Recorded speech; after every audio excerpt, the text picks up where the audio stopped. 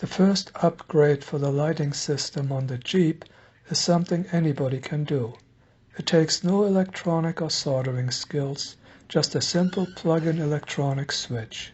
I used the Apex electronic switch model from Amazon for about $12. It works with the stock electronics and transmitter that comes with the Jeep. All you need to do is unplug the connector for the headlights from the receiver channel 4 and plug the connector into the 2-wire output connector of the Apex switch. Plug the 3-wire Apex switch input into the channel 4 of the receiver and you are done. You should now be able to control your lights with the channel 4 switch on your transmitter. I show a little bit later where I stored the Apex switch inside the Jeep. I wanted to add tail lights to my Jeep also while I upgraded the light control. Earlier I already changed the radio to my standard FlySky FS-GT5 that I use in all my crawlers. That gave me 6 channels, handy to have when you start adding auxiliary functions. Channel 3 uses the horn for my sound module, and the lights are on channel 6 now. That will allow me to add a winch in the future on one of the other channels. For this installation, I decided to make a slight modification to the Apex switch wiring. I wanted to shorten the output leads and add a second connector for the taillights. First, I carefully sliced the protective shrink tubing with a sharp craft knife and removed it.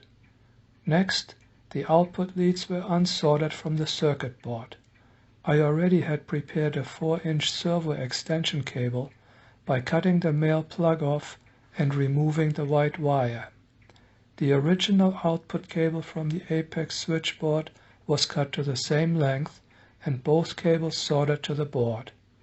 To waterproof the switchboard, I sprayed both sides a couple times with conformal coat. I used the spray to waterproof all my circuit boards in the RC rigs. Earlier I had already sprayed the receiver and also the circuit board inside the electronic sound simulator. The modified and waterproofed board was slipped into a gap right behind the radiator. There is plenty of room for any excess wire in the gap. A piece of foam pushed on top of the board keeps it securely in place. When the body is mounted on the chassis, the foam is sitting on top of the steering servo. The cable for the headlights that used to be plugged into the receiver channel 4 is connected onto one of the outputs from the Apex switchboard. The new cable from the taillight circuit connects to the other output. The input cable of the Apex switchboard plugs into receiver, in my setup channel 6. It may not be prototypical, but I decided to use red LEDs for the taillights and yellow for the side markers.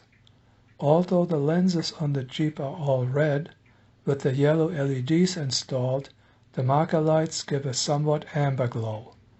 The standard 5mm LED is too long to fit into the lenses, and I ground them all shorter on my belt sander.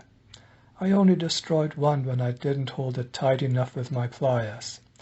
Oh well, I had plenty of them. To prepare the LEDs for installation, I soldered a 10-inch piece of flexible 2-wire cable to each LED. The common polarity marking on an LED is that the longer lead is the anode or positive and the shorter lead the cathode, negative. The red wire is positive and the black one negative. In order not to get confused, I worked with one lead at a time. Clip the LED lead, tin the end of the wire and LED lead with solder, slide shrink tubing up on the cable, solder the cable to the LED lead. Notice that the LED is held in place by a self-closing pair of tweezers.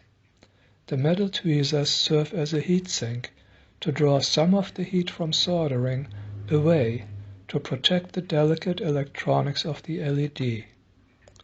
Now slide the shrink tubing down over the joint and bare lead. Follow the same steps to attach the black wire to the shorter LED lead. Finally, I used the heat gun to shrink the tubing to keep it in place. With both wires done, the LEDs were ready for installation. The LEDs were held in place with a drop of shoe glue and the back painted black after the shoe glue had cured. Without the paint, you will have a red glow under your Jeep at night, not something I wanted to see. The cables are held in position with hot glue, mainly because it dries quicker than the shoe glue. Hot glue does not seem to bond very well to the smooth plastic of the Jeep, and I might have to redo it again with drops of shoe glue, but for now the cables are staying in place. Normally in our applications, LEDs have a current limiting resistor soldered directly between the LED and the wire. The resistor value depends on the voltage applied to the LED. Since I had pieces of prototype PC board laying around, and there was a perfect space inside the fake box in front of the back seat of the Jeep, I mounted the resistors on a board and screwed it to the studs already molded into the box. The 4 cables were then soldered to the appropriate points on the board. Red wires connected to the resistors and all black wires to a common negative point. From the board, a 2-wire cable runs to the front of the Jeep and plugs into the second connector coming from the apex switch output. And that's all there is to it. Head and tail lights and all controlled remotely.